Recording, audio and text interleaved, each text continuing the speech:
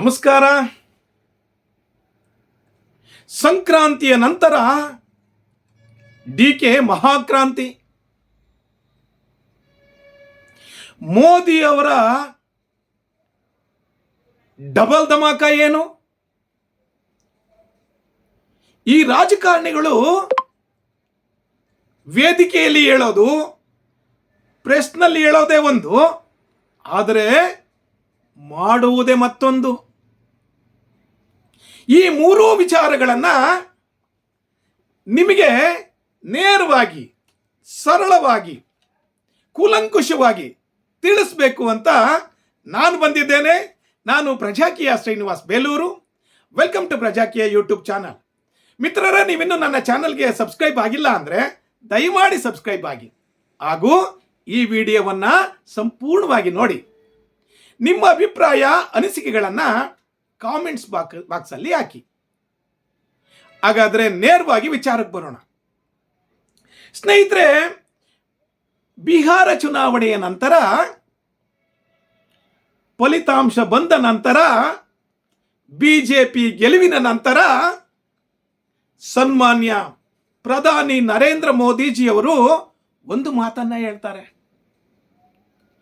ಸಂಕ್ರಾಂತಿಯ ನಂತರ ದೇಶದಲ್ಲಿ ಮಹಾಕ್ರಾಂತಿಯಾಗುತ್ತೆ, ಕಾಂಗ್ರೆಸ್ ಪಕ್ಷ ಮುಕ್ತ ಆಗ್ತದೆ ದೇಶ ಅಂತ.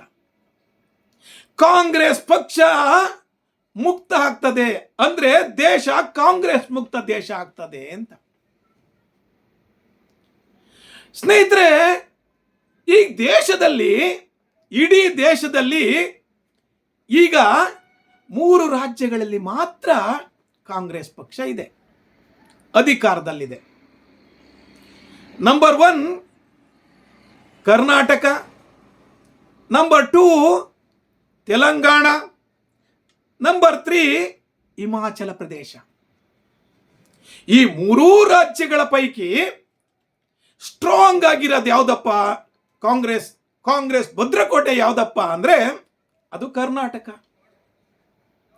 ಕಾರಣ ನಂಬರ್ 1, ಸಿಎಂ ಸಿದ್ದರಾಮಯ್ಯನವರಂತಹ ಅಹಿಂದ ನಾಯಕರು, ಮಾಸ್ ಲೀಡರ್, ಒಂದು ತತ್ವಕ್ಕೆ, ಆದರ್ಶಕ್ಕೆ, ಸಿದ್ಧಾಂತಕ್ಕೆ ಬದ್ಧರಾಗಿರುವಂತಹ ನಾಯಕರು.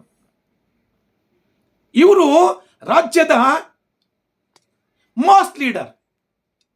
ನಂಬರ್ 2, ಕಾಂಗ್ರೆಸ್ ಪಕ್ಷದ ಅಂದ್ರೆ ಕೆಪಿಸಿಸಿಯ ಅಧ್ಯಕ್ಷರು, ಹಾಲಿ ಡಿಸಿಎಂ ಆಗಿರುವಂತಹ ಸಂಘಟನಾ ಚತುರ ಡಿಕೆ ಶಿವಕುಮಾರ್ ಅವರು.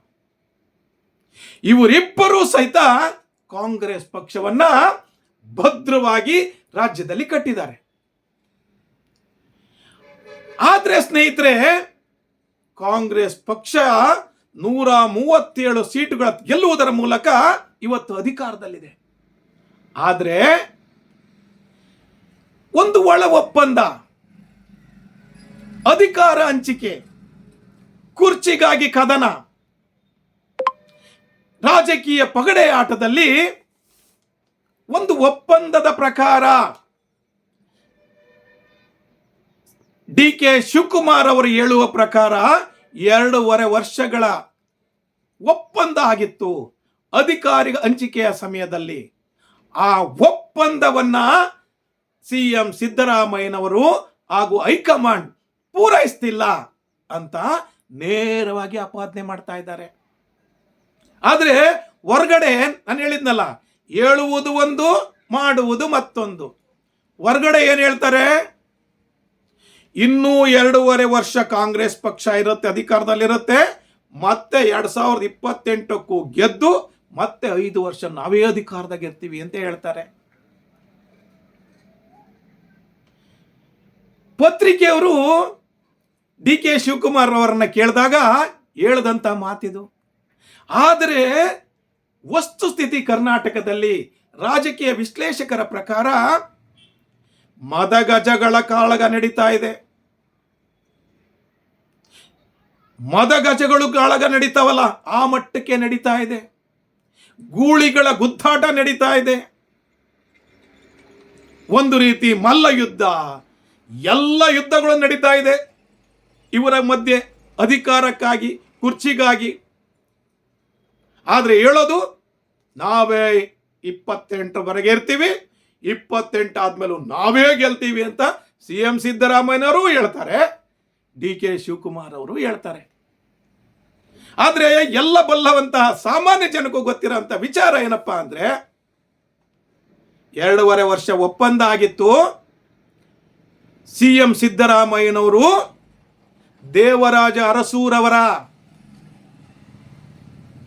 ಇತಿಹಾಸವನ್ನ 52 ವರ್ಷಗಳ ಹಿಂದೆ 7 ವರ್ಷ 239 ದಿನಗಳ ಕಾಲ ಸುದೀರ್ಘ ಆಡಳಿತ ನಡೆಸಿದಂತಹ ದೇವರಾಜ ಅರಸೂರವರ ದಾಖಲೆಯನ್ನ ಪುಡಿಗಟ್ಟಿ CM ಸಿದ್ದರಾಮಯ್ಯನವರು ರಾಜೀನಾಮೆ ಕೊಡ್ತಾರೆ.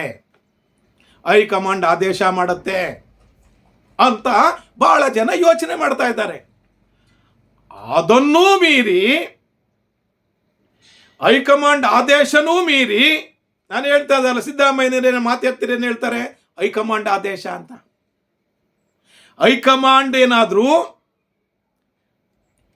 ಈ ಒಂದು ಗಡುವು ಮುಗಿದ್ರ ಮೇಲೂ ಸಂಕ್ರಾಂತಿ ಆದರೂ ಸಹಿತ ಸಿದ್ದರಾಮಯ್ಯನವರಿಗೆ ರಾಜೀನಾಮೆ ಕೊಡಿಸ್ಲಿಲ್ಲ ಅಂದ್ರೆ ಮಹಾಕ್ರಾಂತಿ ಆಗ್ತದೆ. ಮಹಾಕ್ರಾಂತಿ ಆಗ್ತದೆ. ಯಾಕೆ ಸಿದ್ದರಾಮಯ್ಯನವರಿಗೆ ಪುಷ್ ಮಾಡಕ್ ಆಗ್ತಾ ಇಲ್ಲ? ಹೈಕಮಾಂಡ್ ನಿರ್ಲಿಪ್ತವಾಗ್ಬಿಟ್ಟಿದೆ. ಹೈಕಮಾಂಡ್ಗೆ ಇದು ನುಂಗಲಾರದ ತುತ್ತಾಗಿದೆ. ಮಲ್ಲಿಕಾರ್ಜುನ ಖರ್ಗೆ ಅವರಿಗೆ ಈ ವಿಚಾರ, ಅವರು ರಾಷ್ಟ್ರೀಯ ಕಾಂಗ್ರೆಸ್ ಅಧ್ಯಕ್ಷರಾದರೂ ಸಹಿತ ಕರ್ನಾಟಕ ಮೂಲದವರು. ಕರ್ನಾಟಕದಲ್ಲೇ ಹಿಂಗೆ ಕಾಂಗ್ರೆಸ್ ಕಿತ್ತಾಡ್ತಾ ಇದೆ ಅಂದರೆ, ಬಣ ಪಡೆದಾಟ ನಡೀತಾ ಇದೆ ಅಂದರೆ ಅವರಿಗೂ ಸಹಿತ ಇರುಸು ಮುಸುರಾಗ್ತಾ ಇದೆ. ಆದರೆ ಅವರಿಗೆ ಸಿದ್ದರಾಮಯ್ಯನವರ ಕಡೆಗೆ ಹೇಳಿದ್ರೆ ಒಂದು ಕಡೆ ಹುಲಿ, ಒಂದು ಕಡೆ ಸಿಂಹ. ಯಾವ ಕಡೆ ಹೇಳಿದ್ರೂ ಸಹಿತ ಪಕ್ಷಕ್ಕೆ ಎಫೆಕ್ಟ್ ಆಗ್ತಾ ಇದೆ. ಇದನ್ನೆಲ್ಲವನ್ನ ಮನಗಂಡ ಜನ ಏನ್ ಹೇಳ್ತಾ ಇದ್ದಾರೆ ಅಂದ್ರೆ ಸಂಕ್ರಾಂತಿಯ ನಂತರ ಮಹಾಕ್ರಾಂತಿ ಆಗ್ತದೆ ಅಂತ. ಹಾಗಾದ್ರೆ ಎರಡನೇ ವಿಚಾರ ಏನಪ್ಪಾ ಅಂತಂದ್ರೆ, ಮೋದಿಗೆ ಡಬಲ್ ಧಮಾಕ ಏನು? ಚುನಾವಣಾ ಚಾಣಕ್ಯ ಬಿಜೆಪಿಯ ಅಮಿತ್ ಶಾ ಹಲವಾರು ರಾಜ್ಯದ ಮುಖ್ಯಮಂತ್ರಿಗಳೊಂದಿಗೆ ಸಂಪರ್ಕದಲ್ಲಿದ್ದು, ಆ ಮುಖ್ಯಮಂತ್ರಿಗಳು DK ಶಿವಕುಮಾರ್ ಅವರ ಸಂಪರ್ಕದಲ್ಲಿದ್ದಾರೆ. ನಂಬರ್ 1, DK ಶಿವಕುಮಾರ್ ಅವರನ್ನ ಕರ್ನಾಟಕದಿಂದ ಬಿಜೆಪಿಯ ಮುಖ್ಯಮಂತ್ರಿಯಾಗಿ ಪ್ರತಿಷ್ಠಾಪನೆ ಮಾಡಿ, ನಂಬರ್ 1 ಕರ್ನಾಟಕವನ್ನ ಕಾಂಗ್ರೆಸ್ ಇಂದ ಮುಕ್ತ ಮಾಡೋದು.